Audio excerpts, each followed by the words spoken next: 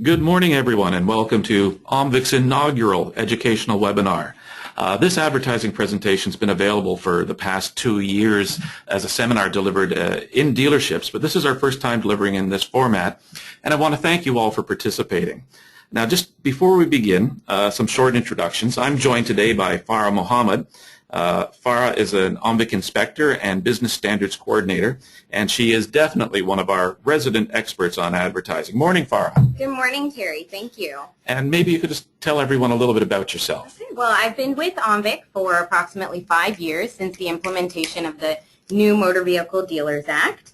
I started in the complaints department, moved to the business standards department, and now am doing inspections as well.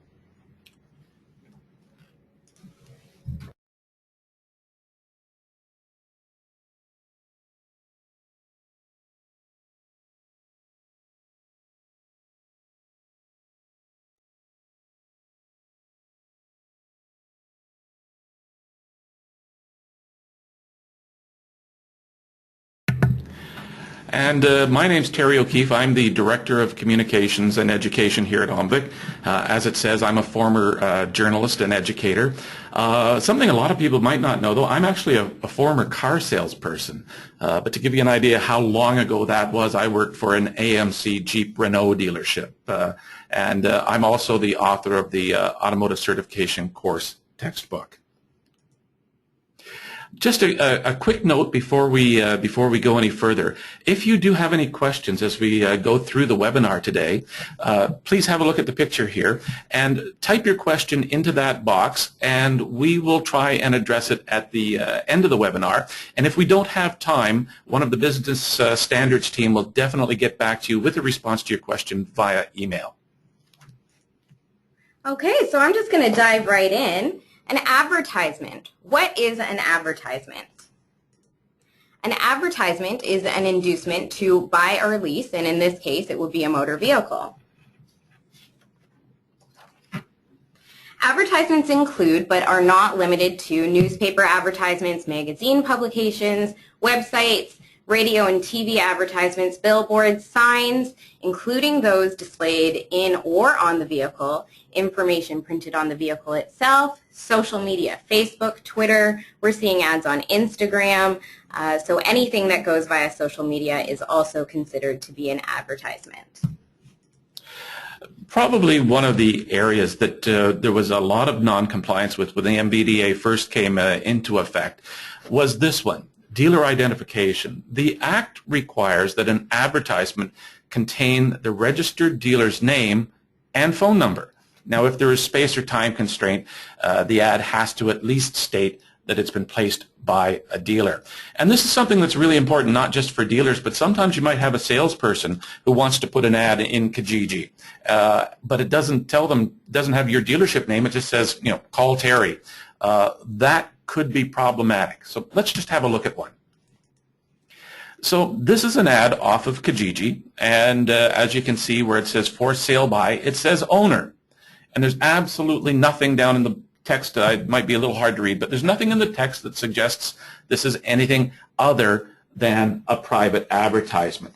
Now, for those of you who are pretty familiar with Kijiji, you'll know up in the top right corner it says view posters, other ads. So let's have a look at that.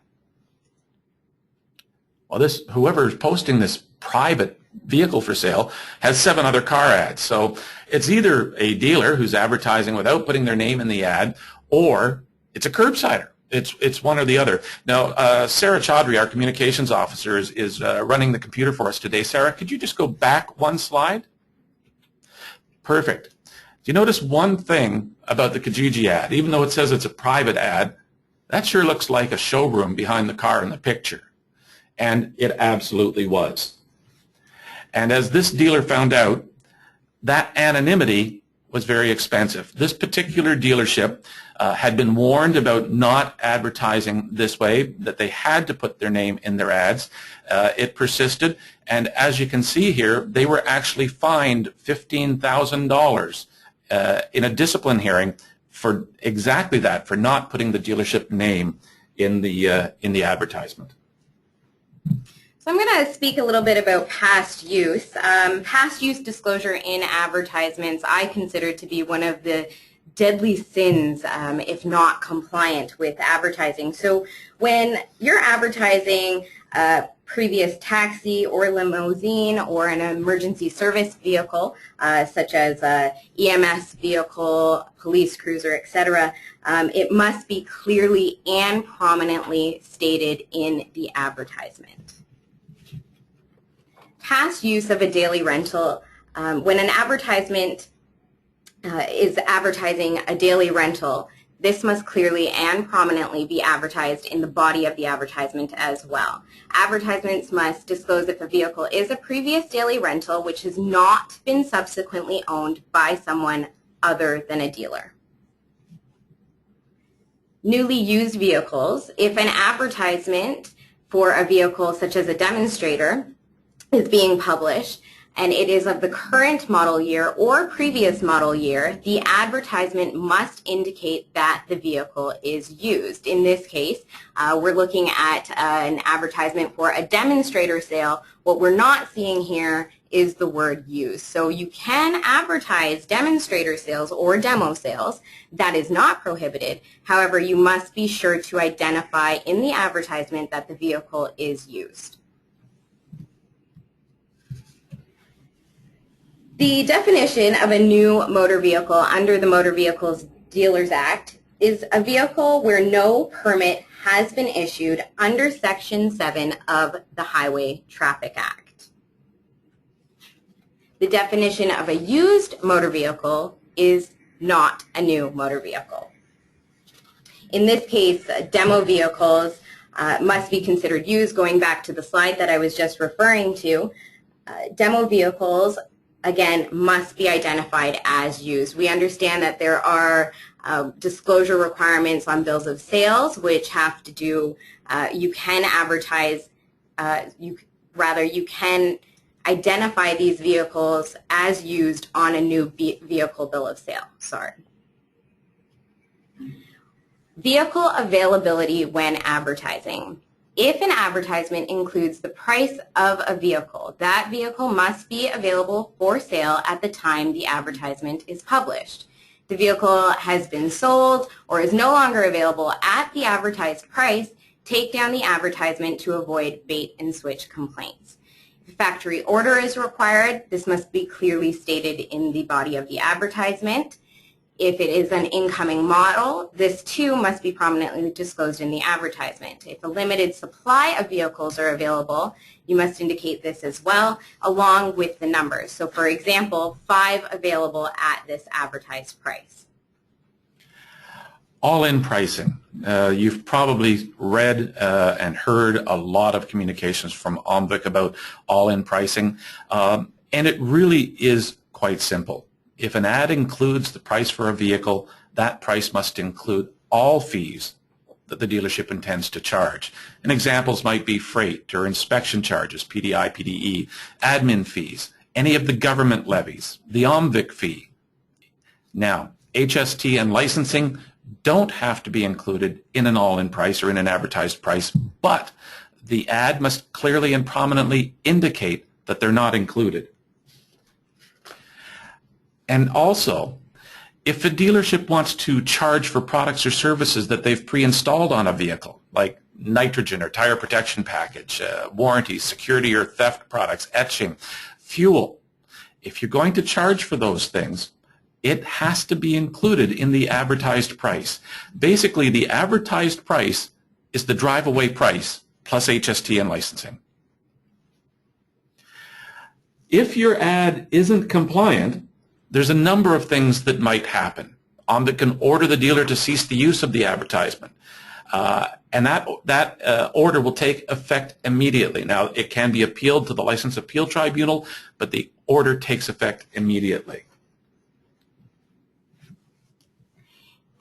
If not compliant, OMVIC can also order the dealer to issue a retraction or publish a correction where the advertisement was initially published. And that's exactly what you're seeing on the screen right now, is a dealership that had advertised a new vehicle for $99.98 It did not include the freight, the PDI. It didn't include the dealership's administration fees, and so the dealer was actually issued to publish a correction. Dealers found in breach of advertising regulations may have to submit all advertising to the registrar for pre-approval for up to 2 years. If not compliant, dealers may face charges, a discipline hearing, or a proposal to revoke or suspend registration. And it's worth noting, too, that all of this information must be made public. And this is not, I don't want any of you to think that this is, some OMVIC being heavy-handed in any way. The Motor Vehicle Dealers Act also governs us, and it states that we must make this information public. And, of course, that could include the issuance of a news release. I'm going to speak a little bit about the discipline process. The discipline process is used when dealers and or salespersons are accused of breaching the code of ethics. Conduct that does not comply with the code of ethics and or standards of business practice are grounds for the issuance of a notice of complaint, which starts the disciplinary process. Now, I know we've spent the last couple of minutes talking about what, what bad things might happen if a dealer's advertisements are non-compliant, and particularly the all-in pricing.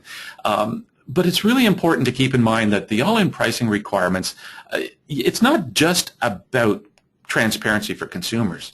It's good for dealers. It creates a level playing field for all dealers who advertise when there's compliance. And here's an example. We're going to go back to 2009, before all-in pricing existed. This was pretty common, and I want you to know these are real numbers. We're not making these numbers up. These are all real. So dealer A, that'll be me, and Sarah, you can be, or Farah, you'll be dealer B. We both go to the auction today, and we both purchase a 2009 Honda Accord. Nearly identical, same mileage, same equipment, all got leather seats, same color. Okay, and Farah and I both paid $8,500 for our Accords, and we both want to advertise in this weekend's newspaper. I'm going to advertise my car for $12,250. I've got to recondition it. Obviously, I'm in business. I've got to turn a profit here. I've got expenses that have to be covered. I have to take care of my staff. So I'm going to advertise my car for $12,250. Farah, on the other hand, advertises her car for $8,500. That's the price you paid for that thing at the auction. It's a great deal. And where do you think customers who see these two ads are going to go to shop? They're going to your shop. They're coming to me, Terry. What they didn't know is this.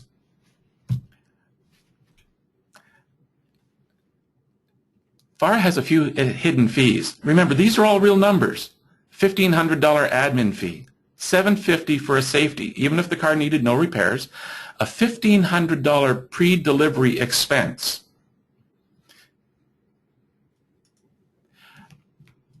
Total cost of the car is $12,250. That's the same price I was advertising mine for. And obviously, that was unfair to me because your car looks so much cheaper. In reality, it wasn't. And this is why the government made all-in pricing mandatory. It provides transparency to consumers and creates a level playing field for dealers. I'm going to speak a little bit about financing and how to go about advertising costs of credit. When you're advertising a finance deal, you must advertise the term, the APR, the cash price, and the cost of borrowing. If more than one offer is being advertised, a representative of the cost of borrowing will suffice. Note that the APR and the payment must be the same size and must be located in the body of the advertisement and cannot be buried in the fine print. And with regards to advertising the cost of credit, every now and then we'll hear from a dealership that will say, we've looked at the Motor Vehicle Dealers Act, we don't see this requirement there. And they're right. This is actually a requirement of the Consumer Protection Act. And it is an area of concern for us because we're seeing a lot of advertising where the finance offer is there, the biweekly payment is there, and the monthly payment is there, but it's missing the term or the interest rate or the cash price of the vehicle. So the consumer really doesn't know what the full expense is going to be in regards to that vehicle being advertised. And also, I do get a lot of complaints, Terry, regarding statements such as a down payment may be required. I get registrants calling me saying, well, I thought the rules were all in pricing. A down payment may be required suggests that an additional fee is on top of what's being advertised. When advertising a cost of credit, suggesting that a down payment may be required is okay as per the Consumer Protections Act. When advertising a lease offer, almost similar to that of advertising a credit offer, the term payment, APR, must be disclosed, and the amount of each upfront payment is required as well. For leases with kilometer allowances of less than 20K per year, the excess kilometers must be disclosed as well. If you're going to be advertising an extended warranty, this is not the manufacturer's warranty, it's a third-party warranty being offered by the dealership, and that warranty is included in the advertised price. The term and maximum claim limit of that warranty must be disclosed. Again, that's only if the price of the warranty is included in the advertised price.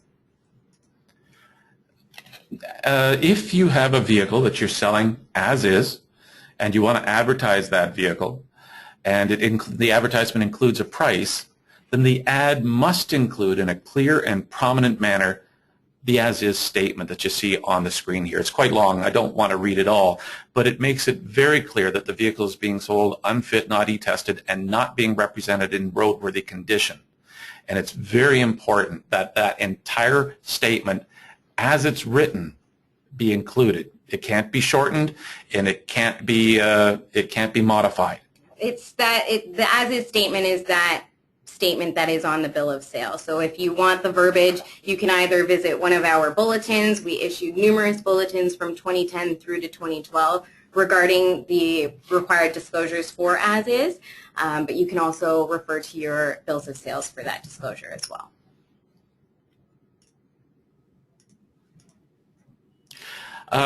Regarding unfit vehicles, so these are vehicles not being sold as is, they're simply being advertised without certification, safety testing, and e-test. If that's the case, the ad must include in a clear and prominent manner this statement: this vehicle is not drivable, not certified, and not e-tested. Certification and e-testing available for, and then state the price. Most of our bulletins and publications say XXX. That's because we obviously don't know what that price will be. We have actually seen dealers' ads, though, that state plus the certification cost XXX. So please put in the price that you're going to charge for that. And again, it must be this exact statement. It can't be shortened. It can't be modified. It must be exactly as you see it here. And it also can't range. So if you're advertising multiple unfit vehicles, you cannot state certification and e-testing available from $500 to $1,200, for example. It must be specific to the vehicle to which you're advertising. When advertising vehicles with an image, it's important that the picture is, if it's not the actual vehicle, the picture must accurately reflect the make, model, trim level, model year, and condition of the vehicle. If you are using a photo from the manufacturer, for example, it's the only photo that you have, and the photo is of a sport model, and you're advertising base model prices. So long as the base model price is the most prominent price, you also have to advertise what the all-inclusive price of the vehicle image is. It doesn't have to be as prominent as the promotion, but you have to identify what the all-in price of the image is if the image does not match the price that you're promoting. So, pop quiz for you here. Is this advertisement compliant? You notice all the vertical fine print on the left side of the page. I can't even make that out, Gary. And even when we blew it up, we couldn't make it out. But actually, it's a trick question. It's not a dealer's advertisement. So it does not have to meet the requirements of the MVDA. So technically, yes, because currently manufacturers don't have to advertise all-in prices. And we know that this causes confusion for consumers. It is definitely something we're very aware of, and I know that the dealer trade associations are also very aware of, and we are in constant liaison with the government about this issue. I'm going to talk a little bit about third-party advertising. I'm sure many of you utilize services where you hire someone to do your advertising for you.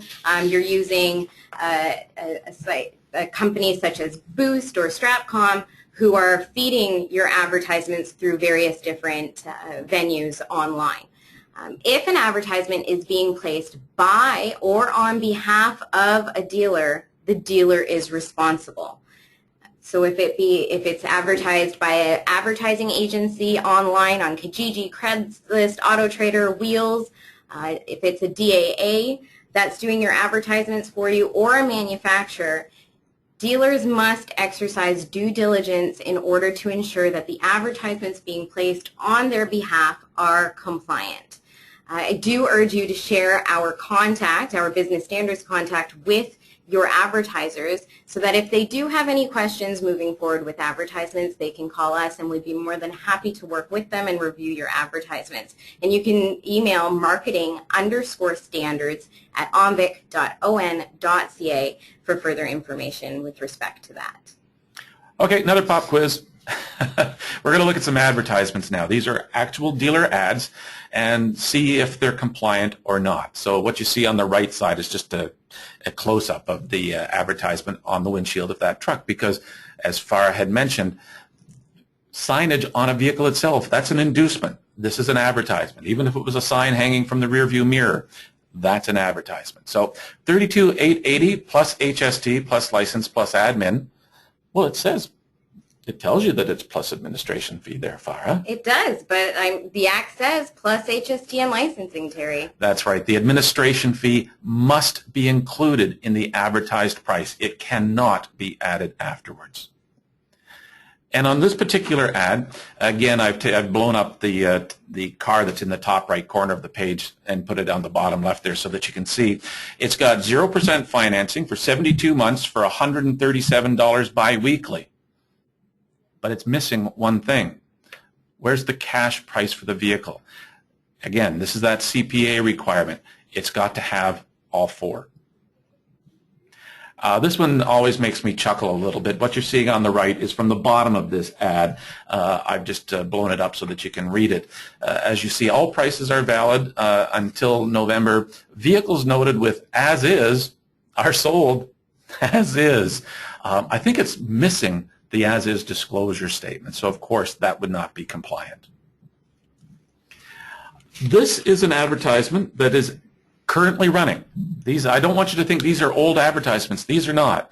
I actually saw this in my paper last night. Now, we've blurred out the name of the dealership, but you can see that they're using the manufacturer's template for their own advertisement. And, of course, that's going to get them into trouble because it says that prices do not include fuel fill up to $100, dealer administration fee of $399, security package of $299, and PDI of $399.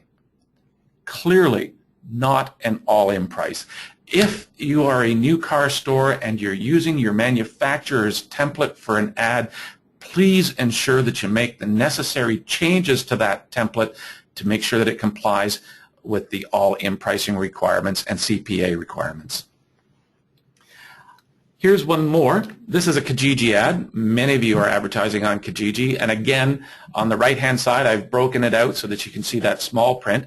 The very last 6 words, all pricing excludes administration, licensing, and taxes.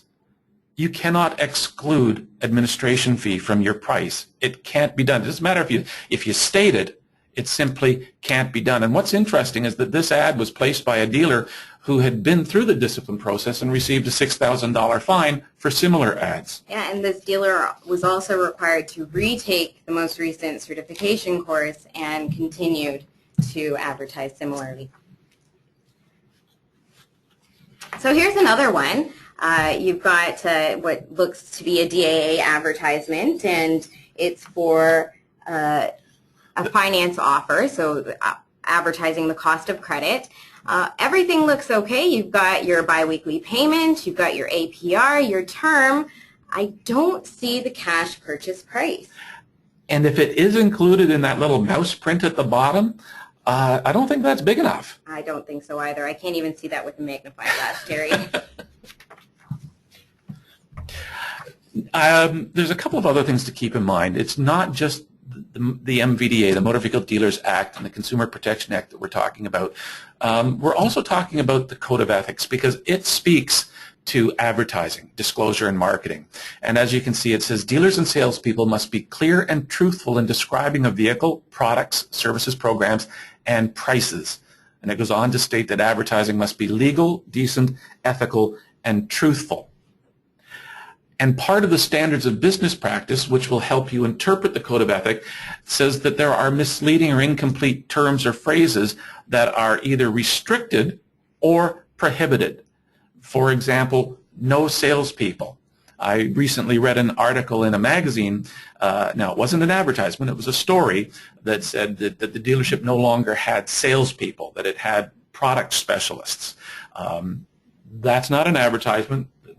We wouldn't have anything to say about that, but it would be important for that dealership not to advertise that it has no salespeople, because they might call their salespeople product specialists, but they're still salespeople, and that would be a prohibited term. So it's important that you familiarize yourself with these terms and make sure that they don't get included in any of your advertising. And our standards of business practice is available on our website, so I do urge you to, take a look at a copy and review Section 4 particularly with regards to marketing standards. And as you know, there is ongoing enforcement, and these are just some examples. And it's really important, I think, for the dealer community to recognize that the most common complaint we get related to advertising, or not the most common, but the people we hear from most complaining about dealer advertising is other dealers, because they recognize that these rules are there to create a level playing field. And so if a dealer's advertisement is non-compliant, not only is it unfair to consumers, it's unfair to their competitors. And that's one of the reasons why there is ongoing enforcement on the issues of advertising. Throughout this presentation, you've heard both Terry and myself say CCP, or clear, comprehensible, and prominent. So I'm just going to discuss a little bit more about CCP. What is CCP? CCP is clear, comprehensible, and prominent. So when you're providing disclosures in an advertisement, you must clearly and prominently make these disclosures. So if you're advertising in, for example, a local publication, at minimum, your disclosures cannot be of a lesser font than the classified section of that local publication. Vertical fine print, for example, is not considered clear, comprehensible, and prominent because you just can't look at the advertisement and read it. You'd have to turn it around. So if the information has to be searched for, it would not be considered to be clear, comprehensible, and prominent. So make sure that if you've ever got any questions about the prominence of your disclosures, you can always let us review your advertisement, and we'll be more than happy to give you our advice regarding this.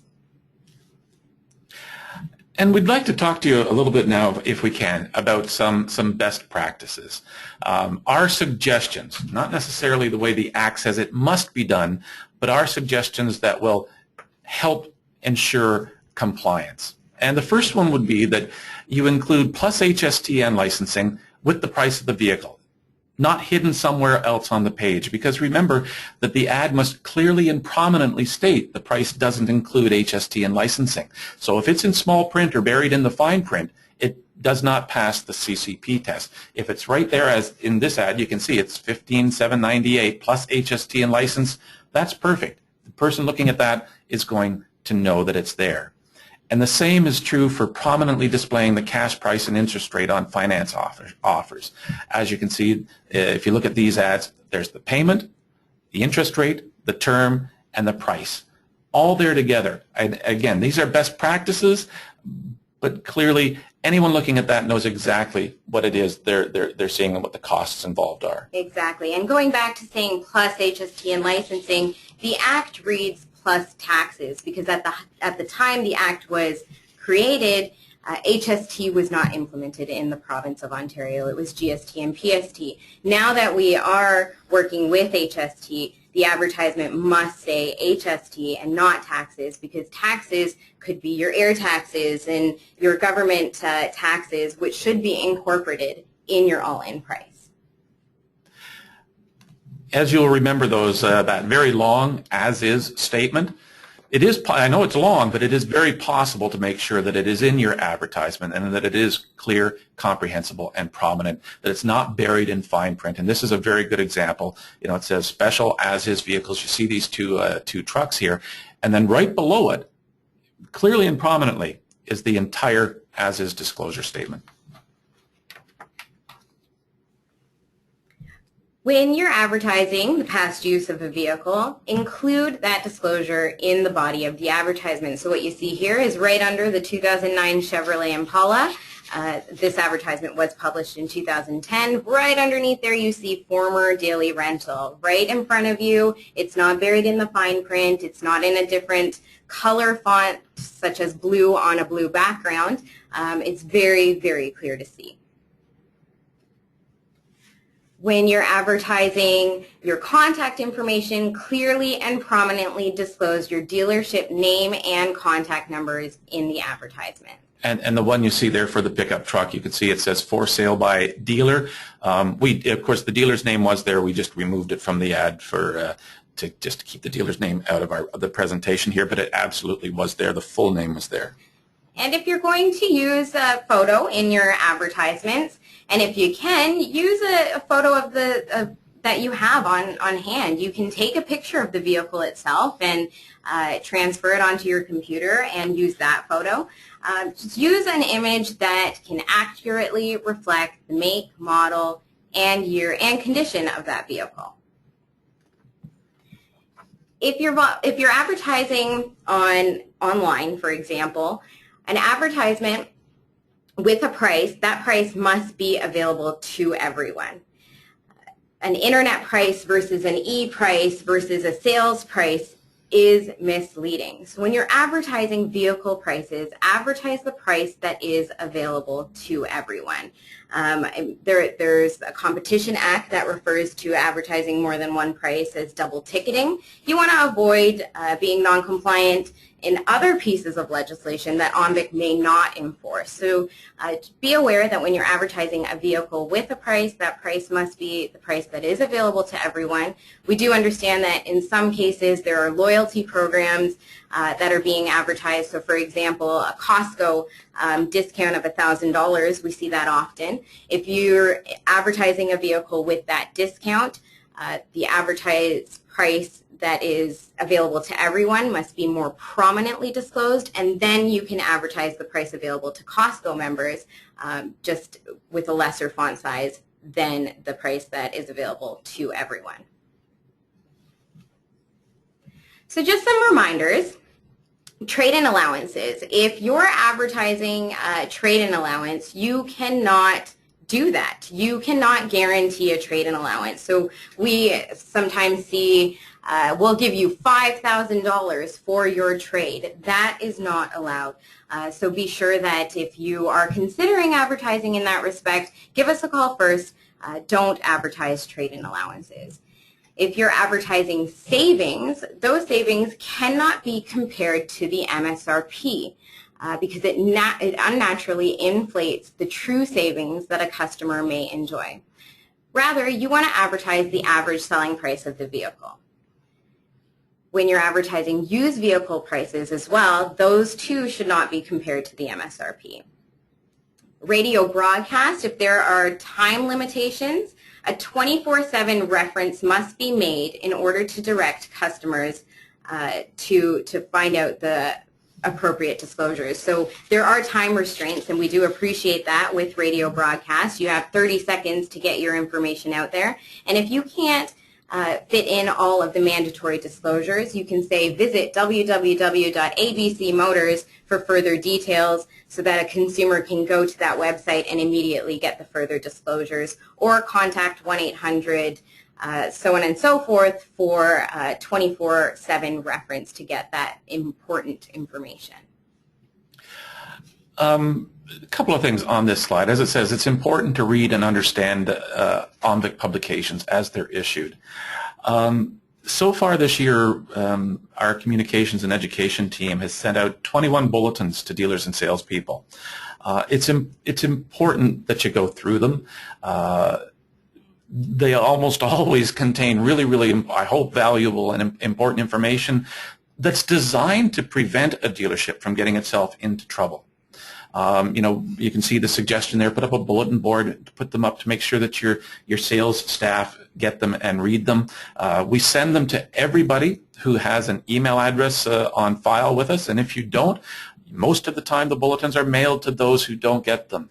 But as it says, these bulletins are considered warnings in the event a dealer goes through the disciplinary process for violations of the Code of Ethics. So especially with something like all-in pricing, where there has been so much education, so many bulletins, dealer standard stories about it. If a dealer says, I didn't get a warning, well, the discipline panel says there was 28 bulletins about this. Those were warnings. So it's really important that you read them and avail yourselves of the information. Yeah, and I must say that our communications team does do a fantastic job in publishing these great educational resources for you. The information is very accurate. There's always a contact number at the bottom of all of the resources that we do publish, so feel free to contact the contact information on the publications. And if you're looking for that information, our website, if you haven't been to the OMVIC website in the last year, you really should revisit. It's been completely redesigned.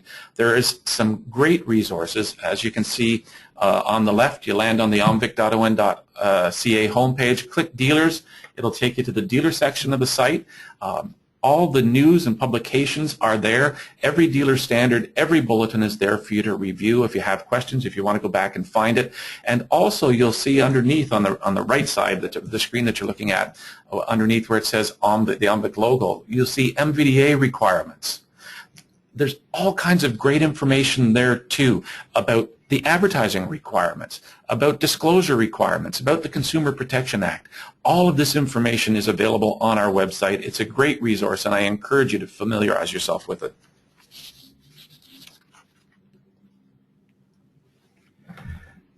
We're also here to help. So if you have any questions regarding advertising, marketing, if you want your third-party advertising agency to be in contact with us, we urge you to email marketing_standards@omvic.on.ca, and one of our business standards representatives will be happy to assist you. We will look over your advertisements before they're published, work with you to publish a compliant advertisement. We take advertising complaints to that email address as well. So anything with regards to marketing standards, you can email that email address and we will attend to it at our earliest convenience. And it's free. And it's free. If you've got questions about that ad you want to publish and you're not sure if it's compliant or not, as far as that, give her team a call. It's free, and they are there to help, and they're fantastic. If you're going to say how great communications is, I got to say the same thing about business standards. So, thank you, Terry.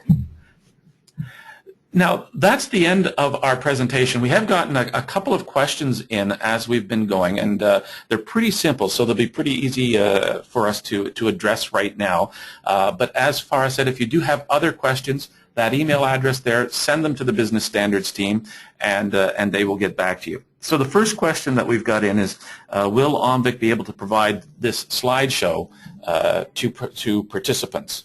And the answer is yes. We're recording this presentation as we speak, and the entire presentation, along with mine and Farah's input, will be available on our website. And the second question and this one, Farah, I'll send to you. Does a dealer have to disclose daily rental history in an advertisement if the vehicle has been owned by a consumer in between the receiving the car? No, it does not. If not subsequently owned is what the Act states. So if it was owned by a consumer and then it's being traded in or sold back to a dealership and now you're selling it to someone else, it's not required to be advertised. However, if you believe that that is a material fact that could alter a purchaser's decision in purchasing that vehicle, you might want to disclose it on the contract as a best practice. Excellent advice. Again, I think we're at the end of it. I want to thank you all very much for tuning in. I hope you've found the webinar useful, and we would really appreciate your feedback. If you have any feedback for us at all, before you log out, please type it into the question box there. We'd love to know what you thought of the presentation, if you thought there was some more information that you wish we had touched on, anything at all. We'd love to hear your feedback. And again, thank you for participating. Thank you. And I just want to add quickly that if you believe that this information would be helpful to your staff, we can work with you to come out and do the presentation. We also provide other presentations as well, so be in contact with us and we can work with you. And that's free too. That is free. Thank you very much. Thank you.